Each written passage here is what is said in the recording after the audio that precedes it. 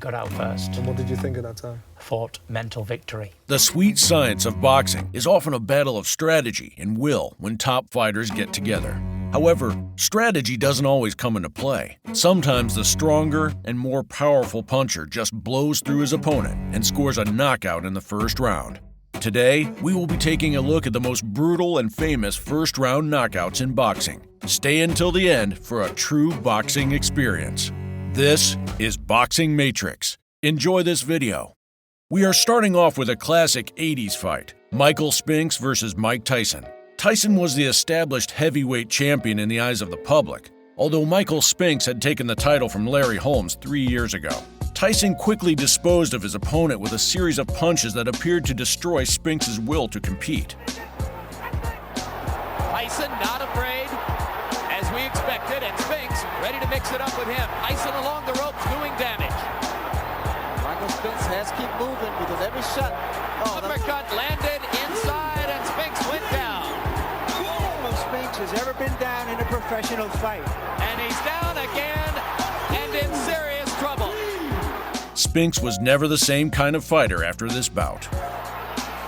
Floyd Patterson was the heavyweight champion in September of 1962. When he took on a hard-hitting challenger, Sonny Liston, Patterson was an underdog despite holding the title belt. He was a solid technical boxer with excellent speed and instincts. Liston was the bigger and more powerful man and a devastating puncher. Liston hit Patterson with a powerful left hook nearly halfway through the first round and then got in a series of clubbing punches that hurt the champion.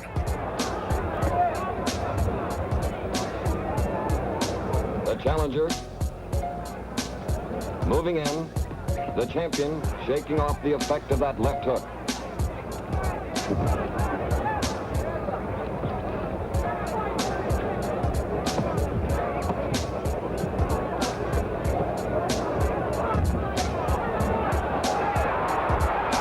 A left, a grazing right, and a solid left to the cheekbone dropped the champion. Rocky Marciano was a powerful puncher, but a somewhat awkward boxer throughout his career. He had won the heavyweight championship from Joe Walcott by knocking him out late, after the champion had dominated for most of the fight. It was expected that Walcott would once again present a formidable challenge when they met in 1953. During the first round of the rematch, Walcott used his jab effectively.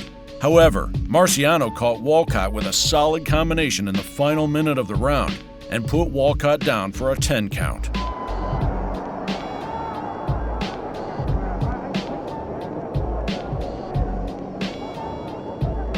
1 minute to go in round one.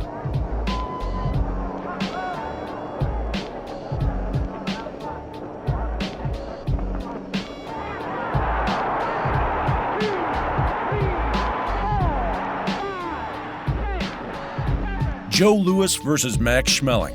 This was the rematch of a 1936 fight in which Max Schmeling had registered an upset victory over Joe Louis. He was ready for action in the opening bell, and he bided his time as he looked for an opening. After Schmeling hit him with a left hook, Louis let loose with a barrage of punches that devastated Schmeling.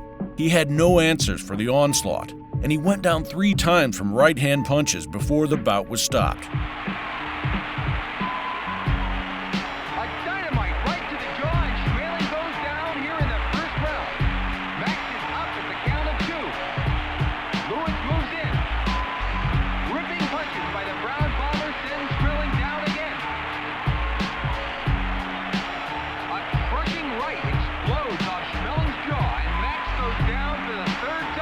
When Carl Williams challenged Mike Tyson in their 1989 bout, the challenger knew that he was going up against a devastating puncher. Williams was a solid boxer and a good puncher in his own right, but he had a tendency to get hit with left hooks. That's not a good thing when you went into the ring against Tyson. About midway through the first round, Tyson winged his second left hook of the fight. The first one missed, and then it caught Williams flush on the jaw. The challenger went down hard. Left hook.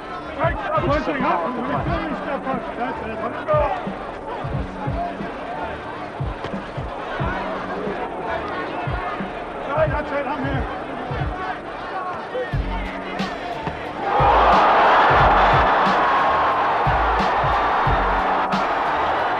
Shavers might routinely be regarded as the greatest one-shot puncher in the history of the sport, but it was Quarry's fluid and relentless combination punching that snapped an impressive KO streak and caused him to unravel. Shavers came out characteristically aggressive, and it looked as if Jerry might get on his bike, but the perennial Irish-American contender quickly opted to fight fire with fire.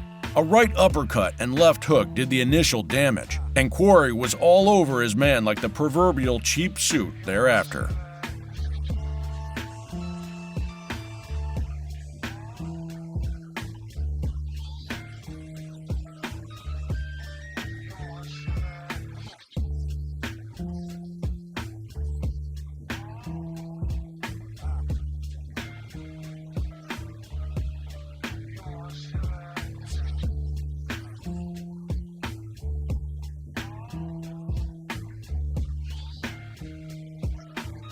Mike Tyson took a lot of fighters out in the opening round, but his pre-championship 30-second annihilation of Joe Frazier's son, Marvis, will probably be remembered as vividly as any. This was the Kid Dynamite. Uppercuts were the order of the day, as the utterly outgunned Philly hopeful capitulated under the malevolence of Iron Mike's fluently destructive combinations in precisely half a minute. Supplemental 4-point scoring system if the rounds wind up even, and the 3 knockdown rule is in effect. Tyson comes out slugging. He comes out smoking like Marvis's father, Joe. Marvis must move or we're going to be out of here very, very quickly. Uppercut, and Marvis is hurt. Frazier is down. Joe Cortez moves in to have a look. The image of Marvis on his knees in a neutral corner will live forever. Prior to this second phase of his career, Cowdell had taken the legendary Salvador Sanchez to a split decision over 15 rounds in December 1981. Besides an early career cuts loss, the slippery Midlands veteran had never been stopped and looked a safe bet to face the formidable Ghanaian champion Azuma Nelson. A perfect left uppercut counter to Cowdell's rather tentative and ill-advised left hook put him to sleep. He's getting to practice some body shots. He's going to just go and top of Pat all night, I think. There's a little bit of a row in the dressing room about hand bandaging. That's par for the course a bit, but Nelson's people were very upset about it. They were using more than the apparent regulation length. But that didn't bother you, Jim, did it? No, I don't see the problem. I mean, putting extra bandage on them make you punch any harder. He's a real precious fighter, Nelson. I can see already what he has in his mind. Well, it's 15 years since Pat Cowdell was hit on The hitman's chilling dismissal of the man who called himself Black Gold doesn't have the historical significance of certain other fights listed, but as a spectacle, it remains as perfect and devastating a performance as you will ever see. Hearns, seeking redemption in the wake of his epic reversal to Marvelous Marvin the previous year, set out his stall with knifing left hooks to the body. Tommy measured his foe with a long left lead before launching an exocet missile of a right hand that could have been threaded through the eye of a needle. 2 of our best amateurs probably in the last 10 years. You're going to see a good technical bout. Solid shots to the body by Thomas Hearns, but Schuler stayed right there with him. Left hook back from Schuler. Another ripping left hook to the body. And a right. That moved Schuler backwards. A straight right by Hearns. Not only moved him backwards, Tim, but wobbled him, and down he goes. Another one, a right hand by Hearns. Although this fight wasn't a knockout one, it is a must-see. Rebounding from his defeat to Alexis Arguello, Mancini went hunting for Frias's WBA title, but the champion wasn't about to surrender it without a fight. And in just under 3 minutes, Mancini and Frias gave fans as much or more action than most matches of 10 times the duration. Art Frias, with less than 30 seconds to go now in this first round. He better get on his bicycle now. He better get on his bicycle. Mancini jumps all over him, and he is in trouble on the ropes. Ray Mancini has the champion Frias in more trouble. It's target practice for Mancini. Throwing those non-stop punches he's famous for. Frias, it is all over. Prince Nassim Hamed was one of the rising stars of the 1990s, when he moved up to the featherweight division to win his first world championship in 1995. In 1996, Nassim stylishly dispatched Saeed Lawal in 2 knockdowns in 35 seconds. After the second pitiful knockdown, the referee waved it off as Lawal lay on the canvas hurt. Oh, my word! That was the right hand we were worried about. The fight's all over. The fight is all over. His legs have gone. The referee could just call this. Nazov, I wonder if he'll back off and just let him recover. Because this fight should be stopped. That young fellow's legs are completely gone. If this fight is not finished in the first round, it's because Nad doesn't want to. Yep, it's all over. All over. Gerald McClellan was on a roll in 1993. Jay Bell happened to get caught in the way. Bell was a decent fighter, but McClellan was a great fighter. After having knocked out the knockout king Julian Jackson in only 5 rounds just nearly 3 months ago, McClellan came in the ring with Bell that August to look impressive. In just 1 body shot to the solar plexus, McClellan successfully defended his WBC middleweight title to lay claim at the time to the fastest knockout in boxing title fight history. Jay Bell in the white trunks, he's the challenger, and in the trunk gold is the champion Gerald McClellan. Bell, a former defensive captain for the Howard High football team in Chattanooga, 150-pound linebacker, off the field an honor student. And look at this! A big left hook to the body, right in the solar plexus, it appeared to me. Jay Bell is sprawled out on the canvas. He cannot move, that's a shot. Daniel Jimenez gave Austrian fighter Harold Geyer a shot at his WBO super bantamweight title. Geyer was undefeated and had some advantage in the fight. What resulted was the quickest snatching of a fighter's O in the history of any major world championship fight.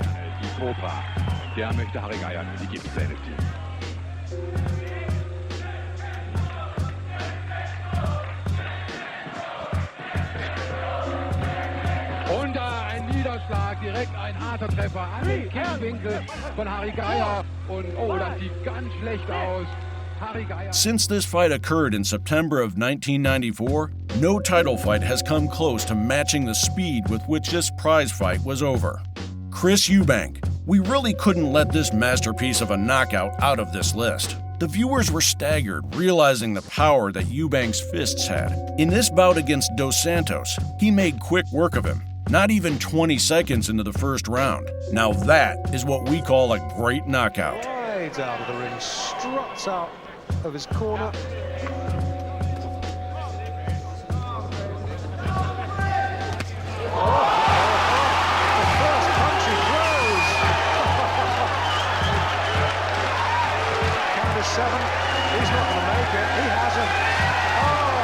Montel Griffin versus Roy Jones Jr. Montel's elusive style had given Jones all the trouble he could handle 5 months earlier. The frustrated pound-for-pound king was slung out for hitting his opponent while he took a knee in round 9. The necessary encore could scarcely have been more different. A supreme sense of purpose and a blizzard of lead left hooks ensured that honor was restored, and Griffin rendered recumbent with 30 seconds left on the clock. Hook leads. Jones lands another left hook there. Griffin starts to look for counter opportunities, but still very much on the defensive with 50 seconds to go in round number 1. Huge round for Roy Jones so far. Roy Jones is playing the fainting game, and Griffin is benefiting by it. Whoa, what a left hook. What a left hook. Second knockdown of the round. His various attempts to rise were uncannily reminiscent of Trevor Berbick's quasi-drunken demeanor when KO'd by a young Mike Tyson. When Meza was dumped on the seat of his trunks within the first 30 seconds, it appeared he would never rise up from that punch. But as we all know, this is boxing. Meza rose at 8, and it was immediately apparent that he wasn't badly shaken up. Hands down. There's another left hook that sends Meza down. Do they count that or not? Evidently not. No, he threw him down, Tim. No knockdown. Johnny Lobianco, the referee from New York. Tim, the big difference that I see so far is that Garza is much the shorter puncher of the two. He'll beat Meza to the punch. Meza is a wide puncher. Oh, big left hand goes Garza with the left hook. Sends Garza to the canvas. And he hit his head as he went down, and he is groggy. Trying to get up. He may not make it. Patterson and Liston had a rematch clause in their contract. Patterson wanted a chance to redeem himself, so they met again in July of 1963 in Las Vegas. Patterson, a 4-1 betting underdog, was knocked down 3 times and counted out of the first round. The fight lasted 4 seconds longer than the first one. The challenger's long right hand grazes the champion's chin, but Liston's countering left hook is on target and sets up the second knockdown.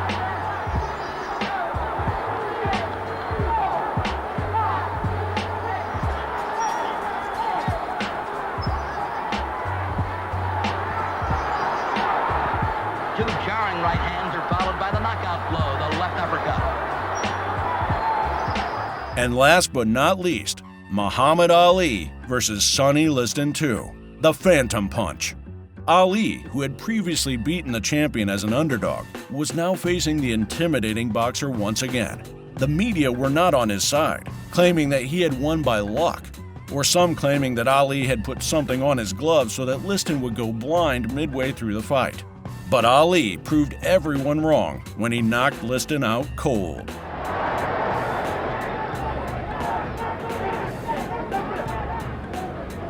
Follow.